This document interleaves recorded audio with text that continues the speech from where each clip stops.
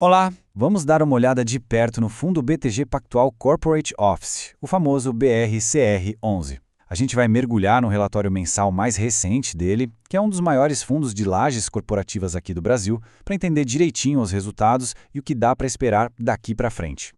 Bom, o nosso roteiro de hoje vai passar por 6 pontos bem importantes. A gente começa com uma visão geral do fundo, depois olha os rendimentos e os indicadores. Em seguida, a gente analisa o que rolou na operação do mês, a qualidade do portfólio, a saúde financeira e, por fim, a gente fecha com um balanço geral e a visão da própria gestão. Vamos lá!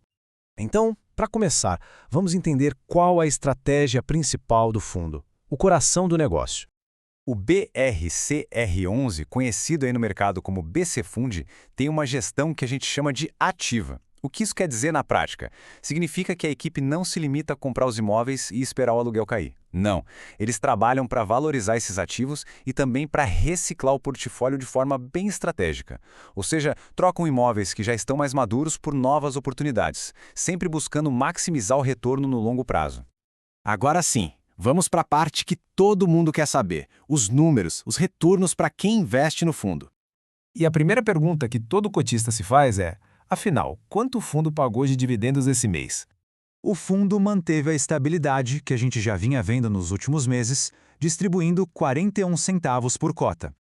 E se a gente olha aqui o histórico, dá para notar que, depois de uma leve queda lá no começo do ano, a distribuição se firmou em 0,41 nos últimos 4 meses.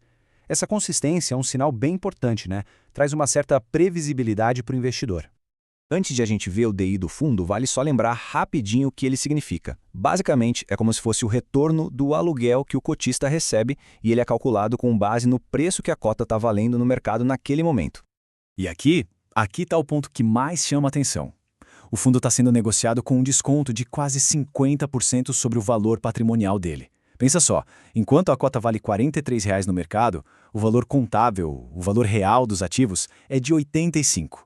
Isso, combinado com um dividend yield anualizado acima de 11%, levanta aquela questão, né? Será que o mercado está enxergando algum risco ou será que tem uma bela oportunidade de valor aqui? Para a gente entender o que está por trás desses números todos, vamos dar uma olhada no que aconteceu na operação do fundo no último mês. A grande notícia do mês, sem dúvida, foi uma movimentação super importante lá no ativo EZ Towers. Foram assinadas 2 novas locações com empresas multinacionais. Isso dá quase 9 mil metros quadrados. Com isso, a ocupação do prédio subiu para perto de 80%, um baita sinal de que o portfólio tem força para atrair bons inquilinos. Olhando os resultados, a gente vê que a geração de caixa foi bem forte. O FFO ajustado, que é uma medida do caixa que a operação gera, chegou a mais de 20 milhões de reais. E esse valor cobriu com folga os 10,9 milhões que foram distribuídos em dividendos. Isso mostra uma operação saudável e com capacidade de acumular caixa. Antes de ver os números, só uma distinção rápida, tá? A vacância física mede o espaço vazio, em metros quadrados. Já a vacância financeira mostra o impacto desse espaço vazio na receita, ou seja, no dinheiro que o fundo deixa de ganhar. Um ponto importante é que, apesar das novas locações terem sido assinadas, o impacto delas nos números ainda não foi totalmente refletido. Por isso que as taxas de vacância ficaram estáveis em setembro. A física em 13% e a financeira em 11,8%. Então, esses são os números que a gente vai ficar de olho para ver se cai nos próximos relatórios. Bom, a qualidade dos imóveis e a força dos contratos são a base de tudo, né? Então vamos analisar o portfólio mais de perto. A estratégia do fundo aqui é bem clara. Foco total nos 2 maiores mercados corporativos do Brasil. Quase 60% da receita vem de São Paulo e os outros 41% estão concentrados lá no Rio de Janeiro. A carteira de inquilinos é, sem dúvida, um ponto forte. Apesar de ter uma concentração relevante na Petrobras, a presença de empresas como Samsung e Cargill, que são de setores bem diferentes, ajuda a diluir o risco e dar mais segurança para a receita do fundo. Esse gráfico aqui traz uma tranquilidade. Ele mostra que a situação dos contratos do fundo está bem estável no curto e médio prazo. A grande maioria dos aluguéis, mais de 70% da receita, só vai vencer a partir de 2028. Isso dá uma ótima previsibilidade do fluxo de caixa. E agora, vamos investigar a saúde financeira do fundo. Vamos olhar mais especificamente para a estrutura de capital e para o endividamento dele.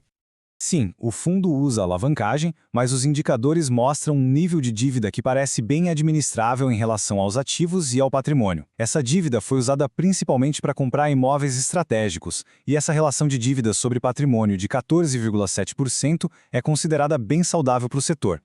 E aqui a gente viu uma jogada bem estratégica da gestão. Eles rolaram a dívida de curto prazo por mais 24 meses. Isso significa que o fundo não só preserva o caixa agora, como também conseguiu reduzir o custo dessa dívida. É um sinal bem claro de uma gestão de passivos ativa e muito eficiente. Ok, depois de analisar todos esses dados, vamos juntar tudo, os pontos positivos, os negativos e chegar a um veredito. E para fechar, vamos ver o que a própria gestão tem a dizer.